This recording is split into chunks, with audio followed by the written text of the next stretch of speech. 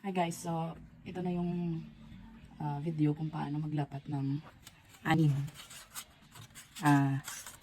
Anim na CWE 145 sa isang pass. So pwede ito sa may design, pwede din sa plain. Pero ngayon yung ituturo ko is yung plain muna. So isa.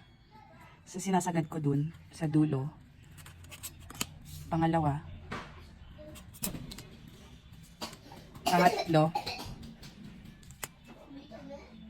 Apat. So yung dalawang dice ko kasi nakalabas. So apat lang yung nandito ngayon. So apat. Tapos isa dito tsaka isa dito. So magiging anim siya. So naka-portrait. So pwede din naman yung sinasabi nila na mine 4 pag may design. So ganyan siya pag mine 4. Pag portrait. Pag landscape I should say. Pero most of the time kasi ang ginagawa ko is mine 6 na. Kasi nga mas mabilis siya sa isang pass.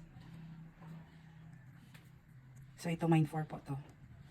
Pero pwede din naman yung unang tinuro ko, pwede din mine 6 sa isa, dalawa, tatlo.